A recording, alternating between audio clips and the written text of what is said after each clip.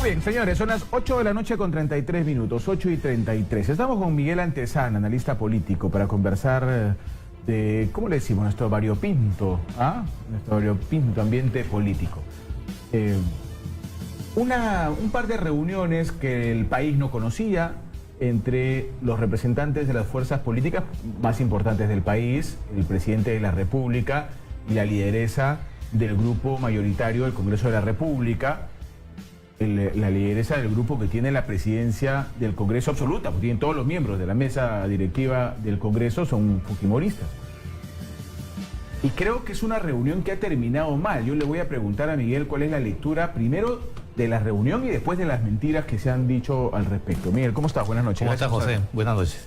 ¿Qué te parece la lectura de la reunión? A mí me parece que termina mal, más bien.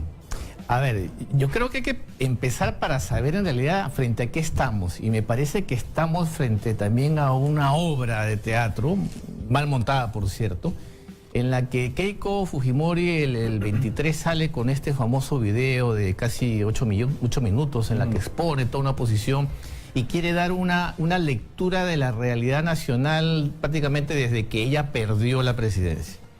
Ahí para empezar yo creo que ella aparentemente como que la asesoraron y le dijeron, mira, estás caída en las encuestas y esto es de repente porque no sales, porque nadie te ve, nadie te escucha, y se lanzó con este discurso medio extraño, que en el segundo capítulo viene el tema de las reuniones, esta revelación, y que Vizcarra termina respondiendo. Creo que en el primer capítulo, perdóname, ya que lo mencionas, Miguel, yo en algún momento comenté, claro, los troles me sacaron la mugre, pero yo comenté que me pareció más bien un discurso desconectado con la realidad de la señora Keiko. O sea, me pareció un discurso desconectado con las grandes mayorías, que es lo que uno hace cuando tiene tal vez mucha popularidad, pero cuando tienes poca popularidad tienes que más bien buscar que conectarte con las grandes mayorías, ¿no? Esa fue mi lectura, no sé qué te pareció. Yo creo que le armaron un discurso, porque fíjate que era una historia, un recuento de todo lo que pasó, pero desde el punto de vista de ella, y que además tenía muchísimos errores.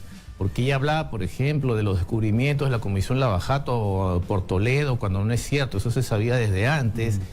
Hablaba de que prácticamente ella y su Congreso descubrieron la corrupción de PPK, y no fue por corrupción, sino fue por otras cosas, fue por ocultamiento de información. En fin, hay una serie de inconsistencias en las que ella trata de explicar, como te digo, cuál es la realidad nacional y que el Congreso es el que prácticamente quiere salvar al país. Y primero PPK y ahora Vizcarra están en contra de ese Congreso.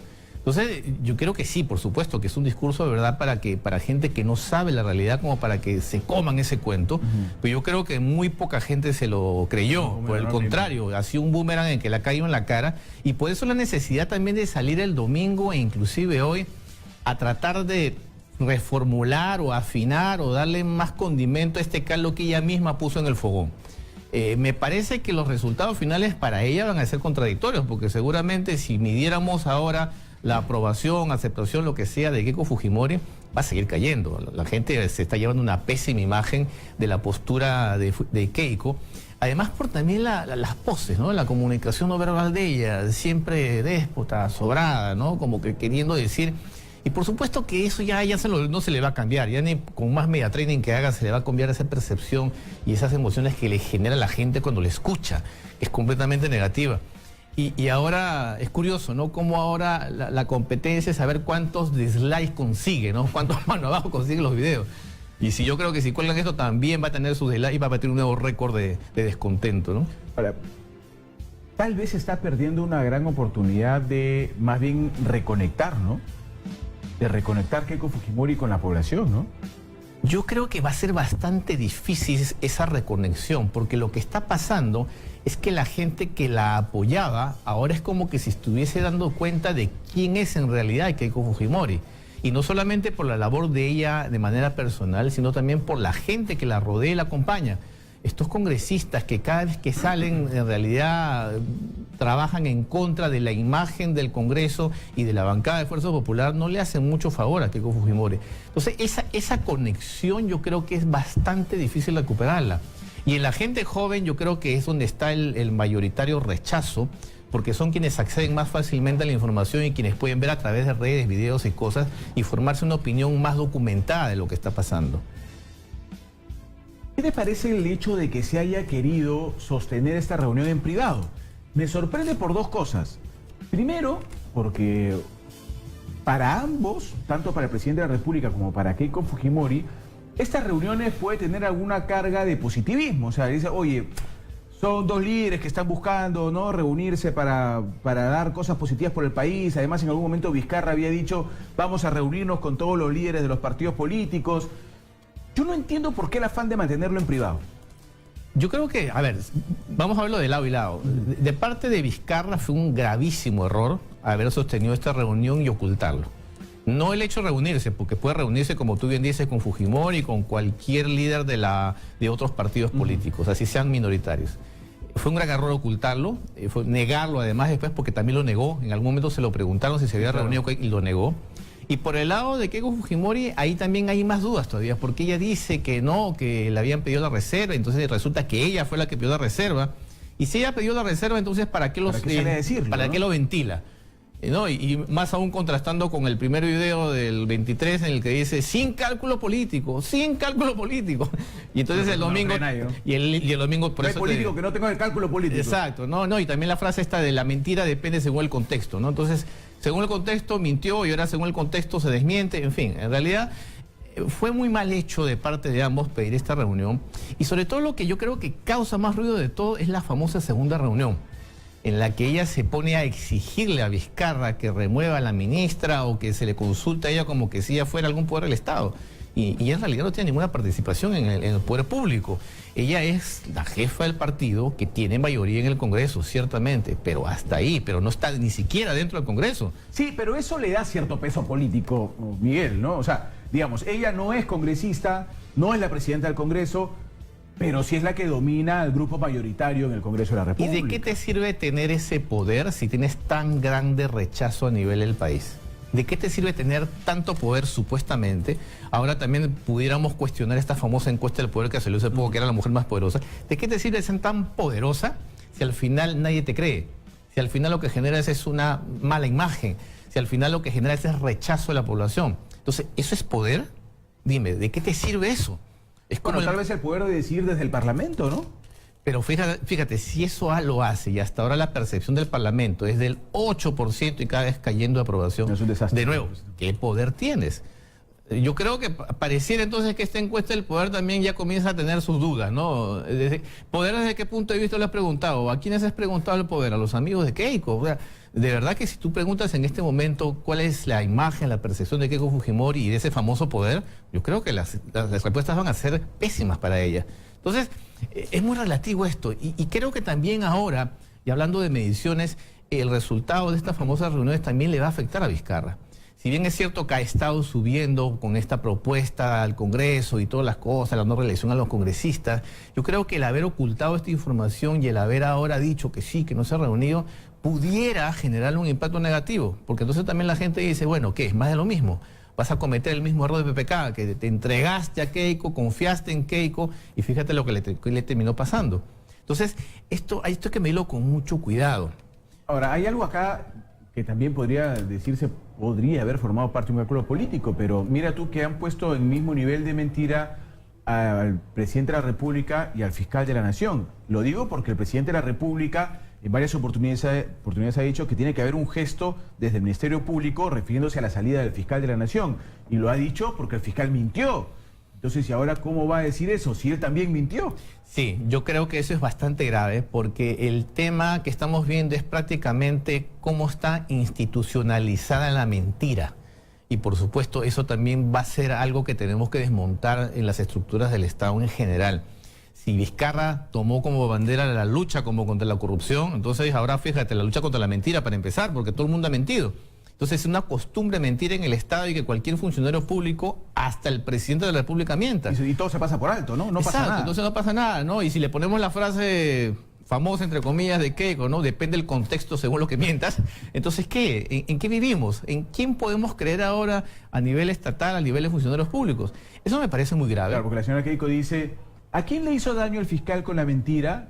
No le hizo daño a nadie. Bueno, entonces habrá que preguntar a quién le hizo daño el presidente con la mentira también. Y a quién le hizo daño también las mentiras de ella y de Galarreta, que por cierto en el video dijo, en la entrevista creo que fue ayer, que dijo que el mandato de Galarreta en el gobierno fue estupendo. estupendo, pero dejó el Congreso en 7% de aprobación. ¿Qué estupendo tiene eso? Entonces, me parece que hay una desconexión y, por supuesto, volviendo al inicio, es parte de un plan, porque no me parece muy bondadosa decir la estrategia, de un plan para ponerla en vitrina, que salió pésimamente mal, y además con las consecuencias que esto va a traer, porque esto no es que es flor de un día, esto va a seguir hablándose durante las próximas semanas, y en la medida que ella siga saliendo en medios, dando entrevistas y tratando de acomodar lo que ella misma desacomodó, le va a rebotar en la cara y va a ser con resultados negativos. Pero la verdad, Miguel, es que, no sé qué piensas tú, pero no tiene de otra. Keiko Fujimori, por estar permanentemente, pese a la coyuntura tan caliente que ha habido, estar, digamos, tras bambalinas, por decirlo de alguna manera, o ocultada, o sin hablar, como quieran llamarlo, la gente pues le ha mostrado una desaprobación gigantesca, porque una lideresa tiene que mostrarse en los momentos complicados con un tipo de discurso. Ella va a tener que, me imagino yo, si quiere levantar un poco eso, seguir saliendo a dar algún tipo de discurso, tratar de arreglar lo mal que se ha hecho. Pero es que ahí hay un problema de fondo. Ella no es lideresa en términos estrictos. Ella es la jefa, es una caudilla del partido. Y fíjate ¿No crees que lidere a Fuerza Popular? No, por supuesto. Es que el líder tiene una serie de condiciones completamente distintas. El líder es una persona que se comunica. El líder es una persona que se reúne de gente más inteligente que él. El líder es una persona que tiende puentes y que hace que trabajo. Entonces, por eso te digo, no es una líder por ningún lado. Así le diga todos sus congresistas que la quieren y la adoran y digan lideresa. No es ninguna lideresa, eso es mentira. La única forma que pudiera suceder, vamos a atrevernos a plantear un escenario para que ella levante esa aprobación, es que diga, sí, señor, vamos a ayudarlo al presidente Vizcarra, y este plan que tú has prometido, yo te voy a plantear una forma de ayudar para mejorarlo, y vamos a ver cómo llevamos adelante unas cosas para el referéndum. Es más, vamos a agregarle otras cosas que le faltan a lo tuyo, como por ejemplo, vamos a quitarle inmunidad a los congresistas, al fiscal, a los jueces supremos. Vamos a hacer eso. Ese es el compromiso de Fuerza Popular. ¿Pero tú crees que se va a atrever a hacerlo? Es que eso sería parte de la conexión que yo digo no tiene, pues. No, es que no lo va a hacer, ¿ves? Porque no es lideresa. Porque no es ninguna lideresa. Ella lo que está haciendo es una actitud matonesca, diciendo, bueno, a ver pues, vamos a ver cuándo se aprueba porque tienen que cumplirse los tiempos. Y el Congreso tiene que analizarlo antes. ¿Cuál es el mensaje? No te lo voy a aprobar, olvídate, eso no va a ser en diciembre. Y alguna vez lo hemos conversado días atrás, semanas atrás. Sí. Esto no se va a hacer en diciembre, olvídate. El referéndum para este año no va a haber porque a ella no le da la gana. Ya, pero ahí puede haber un rebote, pues, porque el presidente ha dicho, el presidente del Consejo de Ministros ha dicho el referéndum va. De todas maneras, de una u otra forma va. El presidente de la República ha dicho el referéndum va. Y desde el Congreso de la República, la propia Fuerza Popular ha dicho que el referéndum va. Yo creo, insisto, que no va a ir. Porque inclusive en el escenario que se ha planteado de que promuevan un nuevo voto de confianza en el que supuestamente lo negarían y yo disuelvo el Congreso, eso quiere decir que tienes que convocar elecciones. Entonces se sobrepone una prioridad antes que el referéndum, que sería elegir al nuevo Congreso. Entonces no hay referéndum. O sea, en los escenarios que tú puedas plantear es imposible eso. Y más aún con esta declaratoria de guerra que Keiko ha dicho, se va a hacer, yo lo apoyo, todo lo que quieras, pero cuando yo diga. Eso fue lo que prácticamente ella dijo, en palabras muy cristianas. Entonces, esto yo creo que sí ha sido un planteamiento frontal para tratar de levantar la imagen de Fujimori, para tratar de ponerla nuevamente en vitrina, pero muy mal jugado, muy mal hecho, y sobre la base otra vez del resentimiento que ella mantiene desde la pérdida de la presidencia en las elecciones del año pasado. De hecho, empezó diciendo, en un proceso tan malo y para... El cuento eso ya es agotado. Eso debería sacar de su discurso, ¿no? Sí, porque ya está agotado, es cansón. O sea, ya suéltalo, pues ya perdiste de una vez. ¿Cuándo vas a aceptarlo? Entonces, eso yo creo que le hace muchísimo daño. Y los asesores que tiene, por supuesto, no se lo hacen ver, ¿no? Ahora, el presidente Vizcarra no es un angelito, ¿no? Porque cuando él sale y cuenta el tema... que él dice, la señora Fujimori lo niega, pero él dice que ella pidió la cabeza de la ministra y le dijo, oye, frente a este tema, tu ministra muy mal, deberías cambiarla. Bueno, ahí el presidente de la República también se pone como un plan de haber intentado ella de convertirlo en víctima, pero él salir al frente y decir, yo no cambio a mi ministra, ¿no? Eso también es un juego político, ¿eh? Claro, esto fue parte del error, el haber ocultado la información, porque si no lo hubieses ocultado, no tendrías que darle explicaciones. Claro, en este momento también caes en ese jueguito de mentiras, porque también, ¿qué tanto de lo que está diciendo Keiko es cierto? Y ahora, tú que sales a responder lo que dijo ella, ¿qué tanto de lo que dice el presidente es cierto? Si ya los dos mintieron. Entonces, caíste en un juego que inmediatamente deberías cortarlo y no caer en ese ping-pong de mentiras, porque ya estamos hablando de mentiras. Y yo creo que a partir de ahora entonces debería curarse el presidente Vizcarra y no ponerse en este tipo de dimes y diretes con cualquier persona, porque en realidad, insisto, Keiko Fujimori es la jefa del partido que tiene mayoría en el Congreso. Hasta ahí. No tiene un cargo público, no es un poder público, no es con quien discutir, ni rendirle cuentas, ni pedirle permiso. Y yo creo que Vizcarra tiene que ubicarse bien en el puesto de presidente de la República y no seguir haciéndolo. Permiso, Miguel, pero en el Congreso se toman decisiones importantes, ya lo hemos visto. Ya lo hemos visto. O sea, acuérdate que el Congreso estuvo a milímetros de sacarse un presidente que es PPK que terminó renunciando. O sea, digamos que no podemos minimizar el tema de la fuerza que puede tener el Congreso de la República, que tiene a Keiko Fujimori a la cabeza, ¿no? Y la Constitución le da al Poder Ejecutivo, al presidente, las herramientas suficientes cuando tienes un Congreso obstruccionista. Y eso no debemos olvidarlo. ¿Tú crees que es obstruccionista? Por supuesto que es obstruccionista, porque cuando ya por berrinche no quiero discutir las cosas importantes por el país, como por ejemplo la reforma política, la reforma electoral, sino que yo discuto lo que me da la gana. Si yo digo que tengo que acusar constitucionalmente a un fiscal, a un juez, y no lo hago. Y todo ese tipo de cosas, por supuesto que están demostrando que no les interesa lo que está pasando en el país, sino que más bien más importancia tiene sus intereses políticos o los intereses de su jefa de partido que lo que es el país. Entonces, ese es un Congreso que está obstruyendo el avance a nivel legislativo. Entonces, a mí me parece, y fíjate que no es un discurso nuevo, también a PPK se le dijeron muchísimas veces, y él no, él dijo que vamos a construir puentes, que vamos a hablar con la señora Keiko. Acuérdate que Cipriani lo recibió, le dio la bendición. Claro. Otra reunión más. O sea, recordemos la historia. Entonces, vamos a seguir repitiendo la historia.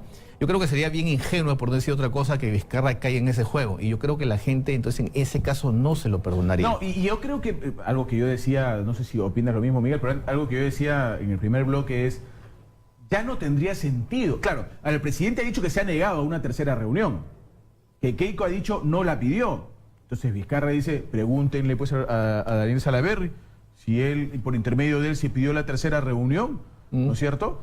Se sigue diciendo él miente, ella miente. Pero a lo que yo me voy es, si se diera en algún momento una tercera reunión, que yo también lo veo poco probable, ya la población no se lo tragaría. Tú no puedes llegar a un acuerdo político con alguien que ha roto un tema de acuerdo personal. ¿A qué voy? Tú y yo nos reunimos en un café, decimos, Miguel, pero que esta reunión no salga pues entre nosotros, ¿no? Porque acá se han discutido cosas importantes y yo no quiero que se sepa. Ya, ok, no se va a saber. Y luego tú sales en una entrevista y dices, oye, yo me reuní con José Rocha de tal día, en tal lugar. Claro. Oye, pero ¿en qué quedamos?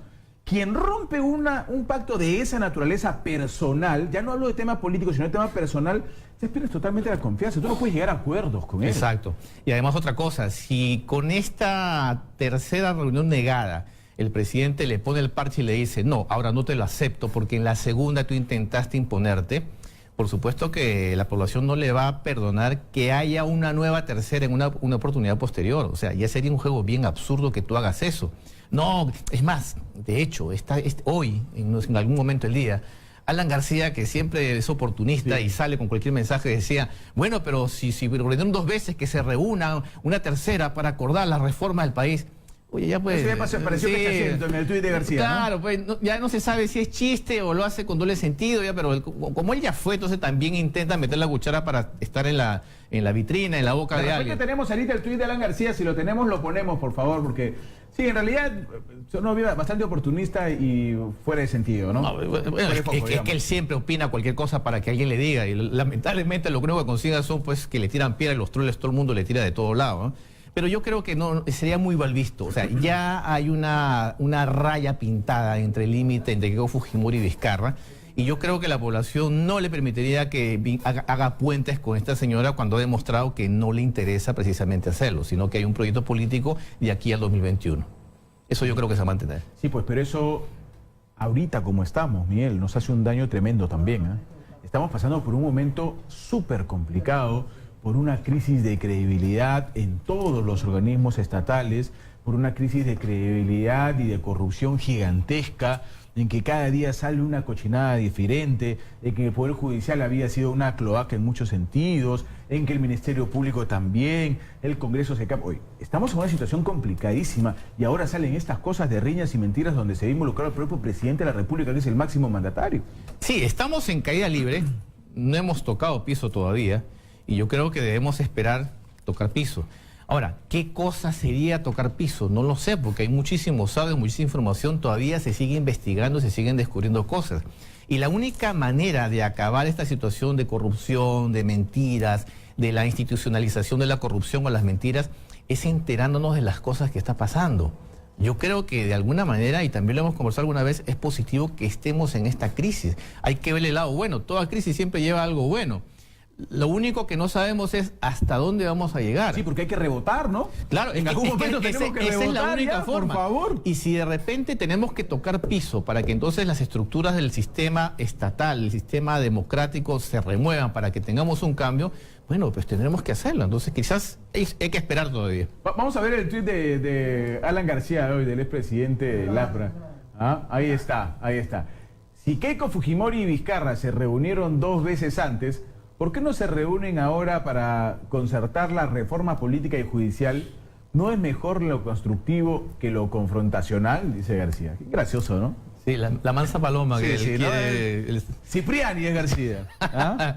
Cipriani. Hay otro tuit de García. A ver, pongámoslo. Que los políticos se reúnan no es negativo. ¿Por qué lo negó el presidente? Lo positivo es que si ya se reunieron y hubo coincidencias, sigue el diálogo en vez de amenazas y emplazamientos teatrales. Y ese tuit es muy queiquista, ¿no? Tiene todo el tinte queiquista porque le dice, si el presidente, pero el rato también mintió. Pero, claro, si el presidente, sí. ¿Por qué lo ocultó el presidente? Dice. ¿Y por qué no le dice Keiko también? Entonces, bueno, Alan García... Ya sabemos por dónde va también. Exacto.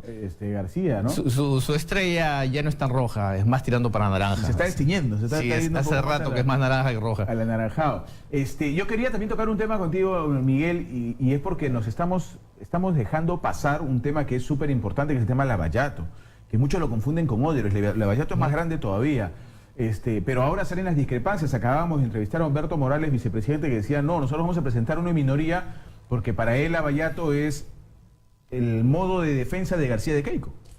Sí, yo creo que hay muchas cosas que todavía no se quieren ventilar.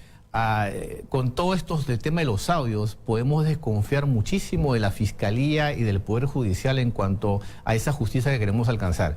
Y por supuesto, esto es más que obvio, que en el Congreso también hay muchas luchas para tapar a algunos personajes que puedan estar involucrados. Por eso, lo que decimos hace un momento, fíjate que el tema de la crisis todavía no se ha tocado a fondo. ¿Qué tal si en estos audios también comienzan a salir algunos personajes vinculados al Lavallato? Comenzaría a tener mucho más sentido lo que está pasando. Entonces, yo creo que de alguna manera necesitamos este remesón para que de alguna manera nos enteremos y podemos cambiar.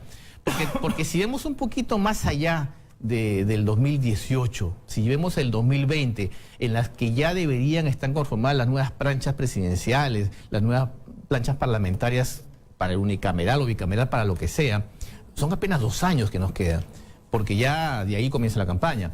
Y en ese momento no podemos tener a los mismos candidatos, a la misma gente, a todo el mundo para repetir los mismos errores. Entonces, yo creo que más allá de los buenos deseos que toda la población tiene para que esto se solucione y para que la gente que ha cometido delitos esté presa, yo creo que debemos, de alguna manera, esta especie de revelación para que nos demos cuenta qué es lo que tenemos que hacer. Ahora, ¿sabes dónde se revela todo esto? Yo siempre he dicho que soy poco crédulo de las encuestas políticas. Y lo seguiré siendo hasta que me muestren lo contrario. Pero ¿sabes dónde se ve esto también, Miguel?